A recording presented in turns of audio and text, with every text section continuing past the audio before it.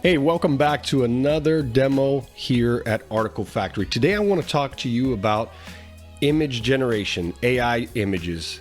As you know, we do copywriting, but one of the major benefits of working with Article Factory and our AI copywriting app is that it allows you to generate images within your posts, within your articles, web pages, and all the different uses that we have here at Article Factory for you.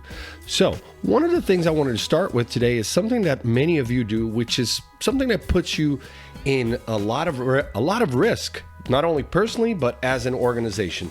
Let's say you wanted to write an article or a blog post about Key West. And so you go obviously to the web and you get your information. But this is something that a lot of people do, and they should never do, is they go to the web and they put in Google or Bing the name or description of the image that they want. And then they go up here and click images. And then they just find the image that they best like and then save it to their desktop, and then they share it on their blog post. That's a big no-no. You can be sued for that. And I can tell you because I know people who have experienced this, gotten letter from different law firms suing them. And sometimes you just got to pay up. So don't do that. But if you were to do that, the first thing you got to do is come in here to tools. And this works the same on DuckDuckGo and on Bing. You go in here, go to usage rights, and make sure that you click Creative Commons. So you see all the beautiful images here? Most of them will disappear now. When I go to Creative Commons, a lot of these images, as you can see, they're licensable, meaning they're not copywritten, and the author or designer who uploaded it to, as you can see here in many of these platforms, is Flickr. They're allowing you to use it for commercial use. So make sure you do that and never just copy an image. Then the next thing is that maybe you have a graphic designer or maybe you have an in-house marketing person who uses Canva. Well, you still got to design it in Canva and then pull it, save it, bring it into your blog post. And then as far as other AI apps like Midjourney and DALL-E, again, you still have to give it the prompt on that platform, save the image and bring it back. Not with Article Factory. With Article Factory, when you create your account and you're in here, you go into your article, as I'm going to show you here, and let's say that the article was about Key West, exploring the cool vibe of Key West. And I'm a journalist, maybe I have a blog, maybe I'm in the travel industry and I'm writing a blog post about Key West. Now, you can look up other demos that we have here about all the different options that you have to be able to write your article. But today I just want to talk to you about our cool features when it comes to the image parts of it. All right. You can create an image from a URL, and I'm going to show you that here. So let's say this image here is the one that I liked most. So I could take this image, go to the actual image here, right click the image, and I would copy the link of the image, right? Copy image link. I'd go back to here. And the first option that you have is add from URL. You can upload an image from your computer.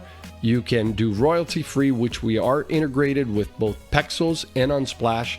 And Pexels and Unsplash is a stock photo, but they also have very realistic photo that is not really edited that you can use there. So those platforms give you licensed images that are within Creative Commons. And so you can use it for commercial use and know that you're never going to be violating any copyrights or anyone else's license. All right. So that's important.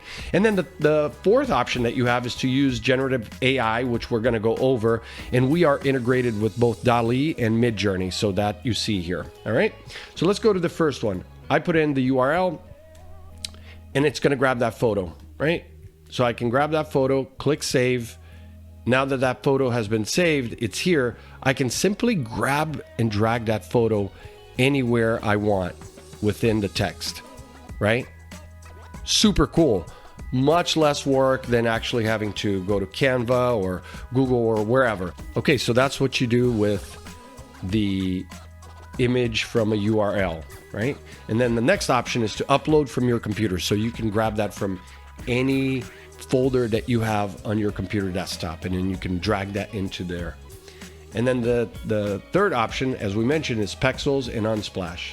So let's say I say Key West and I click go, and you're going to see your options come up from there. And let's say I wanted to use this one. So let's go ahead and use that one. Add. And I clicked on it so you can see it here on Pexels. But as you can see, we don't require that you set up an account on Pexels. But here we were.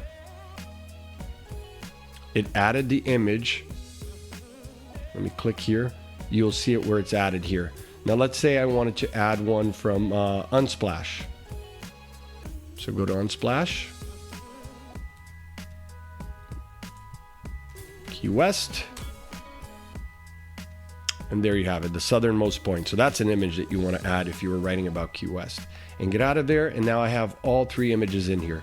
So let's say I wanted to drag this one over here, right there, and I've got it there. And I can also make it smaller or bigger.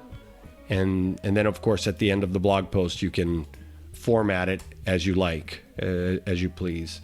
And then I might add this one maybe later. And this just makes it so much more efficient.